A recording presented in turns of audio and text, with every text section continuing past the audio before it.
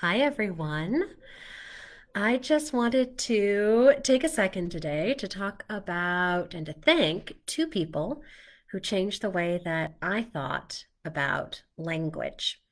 So, I grew up in a house of language lovers. My mother and my father both loved literature, loved Shakespeare. We listened to Gilbert and Sullivan, all of that preciousness. And I've spent most of my life benefiting from that in a million ways that I think I wasn't entirely aware of, right? I've always just taken it as a given that I knew how to use language correctly and that many people, especially people in power, responded well to that. And I would say the first person that I ever met who seriously challenged my understanding of what was right and correct and good about this particular way of speaking English was an amazing dialect coach, one of the best in the country, by the name of Mary McDonald-Lewis. She's amazing. And I had the great good fortune to take a class with her up at Voice Tracks, which is the voiceover training institute, where I did a lot of my learning up in Sausalito, just north of the Golden Gate Bridge. So she came down from where she lives in Portland, and we did I think it was either a 4 week class or maybe an intensive weekend class, but in the end, about 8 hours talking about dialect. And I learned all kinds of amazing, mind blowing things, like the difference between rhotic and non-rhotic accents. One has a voiced R and the other one does not. And I learned all about lexical sets and the ways that different dialects form different vowels and how the key is in the vowels and all kinds of great stuff. But what she really taught me is that all dialects are equal. She had no value judgment about any of the dialects that we were working with. And it kind of blew my mind. I guess I was used to people talking about now we're going to learn British dialect because a certain kind of British dialect makes you sound smarter, right? And speaking with RP or received pronunciation is even better than speaking with Cockney because of all the class differences there. And if you want to sound really salt of the earth, you come from here.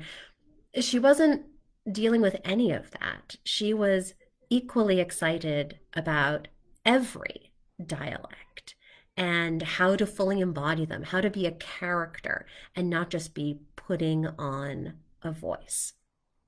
And it was really life-changing for me and mind-altering to think that all this stuff that I put on different kinds of voices and by extension, all the stuff I put on my own voice about how proud I was that it sounded pretty and proper and that my grammar was always impeccable, that in the end, all of it was meaningless. None of it was actually inherently better or worse than any other voice. So I have a lifelong gratitude to Miss Mary Mac, who I will tag in this as well because we're also Facebook friends. The other person is a Columbia linguistics professor by the name of John McWhorter. And I first discovered his work, and if you've been watching my videos, or following my posts, you've probably heard me link to him or talk about him before. I first discovered him through a podcast that he did for Slate. I think he continues to do for Slate. I need to catch up, called Lexicon Valley. And he just goes deep into all of this fun linguistic stuff, like why do all the people in old movies sound so strange? What is that peculiar mid-Atlantic dialect that they're all affecting, and why do they sound like that, and why was that considered the thing, and why does no one sound like that now? He loves old movies. He goes really deep into all this stuff. But among other things, he is famous for having written a book called Talking Back, Talking Black, where he explores Black vernacular English. And this was not something that I had ever heard anyone talk about before. And I'd certainly never heard anyone talk about all of the ways in which Black vernacular English was not only equivalent to, but superior to standard spoken American English. All of these amazing things that it does with grammar. I'm not going to go into it. I am not a linguistics professor, but I'll certainly link to some of his work down below so you can explore it too if you want. I had uh, never thought about non-standard English in that way. And the other thing that John McWhorter is always talking about is how much language is constantly changing. So all the things that we snark about now, like how can you turn that noun into a verb? That should not be a verb. Those are things that Shakespeare did. I think I'll link to another video about that. I think at least 5 or 6 words that we now use as verbs were used for the first time as verbs by Shakespeare. They had been nouns up until that point.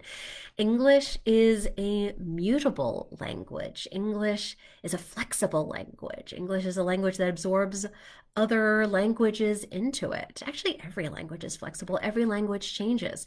So what today is decried as being lazy English or not proper or all those memes that people send around about. Can you believe anyone says take for granted instead of take for granted? Ultimately, it's all kind of silly. We're all working so hard to safeguard something that is destined to change, bound to change, and should change constantly to reflect the changing world around us. So thank you, John McWhorter, for all that you have taught me on that subject. I will continue to listen to your podcast and read everything that you have to say. Thank you, Mary Mac, for changing my mind about voices. And thank you, life, for continuing to make me a little more flexible, a little more empathetic, and maybe a little less pleased with myself about an accident of speech that only happened to me because of the family that I happened to be born into. I hope this was fun. I'd love to hear what you have to think about dialects and voices and the value judgments that we place on them. It's something I'm constantly growing, constantly thinking about, constantly learning. And yeah, I'll post to some of those resources in the comments. Have a great day.